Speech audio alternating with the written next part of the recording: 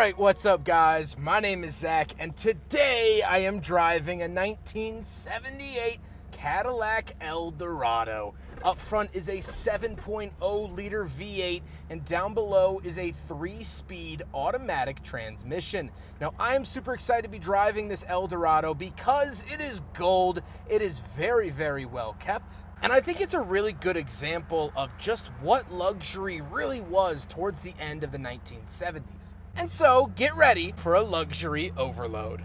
But if you would like to submit your own vehicles and have it reviewed here on the Shooting Cars channel, you can head on over to my website, zackpradel.com/submit. But let's get back to that 7-liter V8 under the hood, known as the 425. It is the standard engine here for the Eldorado, and it's actually down a size. Earlier Eldorados from the earlier 70s still had an 8-liter. This was actually a smaller engine, believe it or not, and it is so incredibly smooth. You would think it were made out of peanut butter and not the chunky kind. This was also before the 80s where they started all of that HT or high technology BS. So they're pretty reliable engines. They're big, they're lumpy, and they're lazy, but hey, so am I. Like I said, paired to it is a 3-speed automatic transmission. Again, also really nice and smooth. I love the driving experience of these cars. It's just second to none. Even here today, by modern standards, and we'll talk about that later on, fantastic.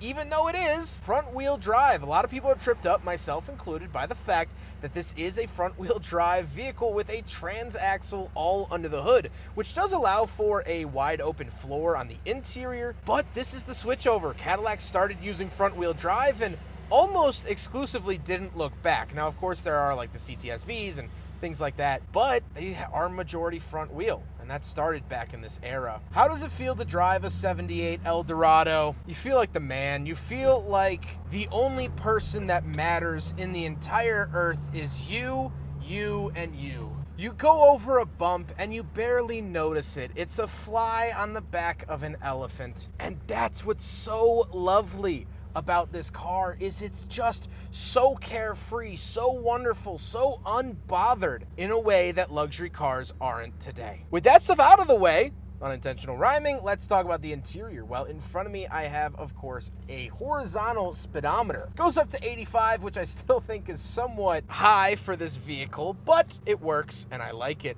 Up above that gauge cluster, we do have our unleaded fuel gauge to the upper left. Very odd placement from Cadillac. The steering wheel is nice and light, and it does have power steering, very overboosted 70s power steering that we're used to, and I like seeing that. Off to the left, we do have our climate vent and our wiper switches. Very, very strange for the wiper switch to be here. Down below that wiper switch, we do have our headlight switches and our climate controls. So in the 70s, it was very characteristic of vehicles to have their climate controls to the left of the driver, which really screwed the passenger, but that later changed towards the end of the 70s and into the 80s. On the door, we have this really nice wood design, as well as our power mirrors, power locks, and power windows. Moving into the center, we do get a little clock up at the top, 2 climate vents, an aftermarket radio, although it does look period correct, which I absolutely love, and we get a really nice wooden finish piece off to the right as well. Auto antenna and rear defog to the left of the radio, kind of interesting placement there. We have an ashtray and cigarette lighter, and that's pretty much it for the interior. That means there is no cup holder for the big friggin' bottle. I know a lot of people in this era just held it or put it between their legs or put it between the seats, but they're not factory cup holders, so unfortunately it fails. Now, the seats have been redone. This is the original way that the seats came, but they have been given updated new fabrics, different colors and such. So it's not the proper correct seats, but they are still the same seat design and feeling. Here's a 78 Baritz that I drove. You can see it's the same thing. And I really, really like the gold piping, the white seats. I think it all looks really good. However, speaking of seats, we do have back seats, so let's go do a back seat review. All right, so we're in the back of the 1978 Cadillac Eldorado, and spacious, not really, although the seats could be moved up a little bit. But I do have an ashtray and cigarette lighter. I have center armrests, and the seats, they're the comfiest things on planet Earth. Clouds envy this seat material. It's just so plush, so comfortable. It washes your worries away, and that's something that modern Cadillacs just can't do. They can't. Man, do I miss these cars. Woo-wee. Speaking of space, though, let's hop out and take a look at the trunk. Right around the back of the Eldorado from 1978. Again, this is of the era where GM has two separate keys. The round key is for the trunk. Pop it up like that, and as you could see, so much trunk space. If you're taking this car to a car show, not only can you fit your folding chairs and all of your tools, you could fit a tent, you could fit a separate AC system. This might as well be an RV of its own. And we have some really cool vintage jack usage instructions, which is always fun to see.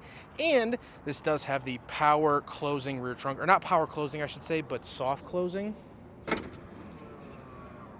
Very, very cool. Now we gotta talk about the looks, and I, for the life of me, cannot remember the name of this color. I will put it up on screen because it's pretty wild, at least in name, and it looks fantastic. The color of this car is so eye-catching, and yet it is still very classy. Even the white and gold interior, it's all very classy. And so that does feed into my final thoughts, but this is a very big front-wheel drive car. Here it is for the exterior. Bada bing, bada boom. Let's get on to my final thoughts. What do I think driving yet another 1978 Cadillac Eldorado? Because I have driven two other Eldorados from this era, actually within the last calendar year. A 1976 convertible and then a 1978 Baritz. So why did I want to drive one again? Well, in all honesty, selfish reasons. I love driving them. This is an incredibly clean example, and I've enjoyed my time with it. When Mac asked, hey, do you want to take out my 78 Cadillac? I said yes. And so here we are today. But another thing I wanted to touch on is that this is probably the wackiest color combo of the Eldorados that I've driven.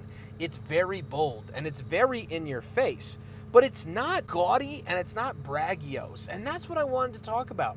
I miss this era of luxury where you could have pretty wild customization that isn't gross. I drove a 2022 Rolls-Royce Ghost and it had a mandarin orange interior. That's gaudy.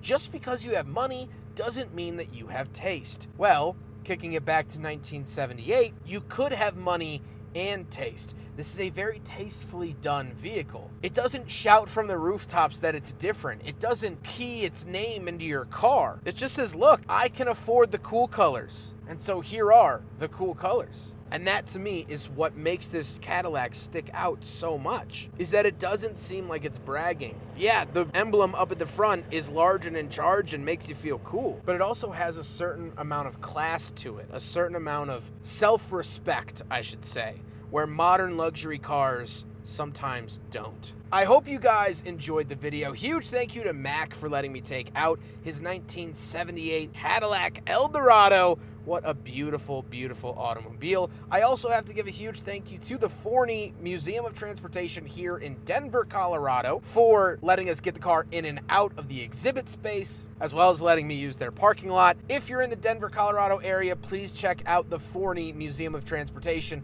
They always have cool and unique vehicles, and you won't regret it. But I hope you guys enjoyed the video. Don't forget to rate the video, comment on the video, and subscribe if you really liked it. Take care, guys.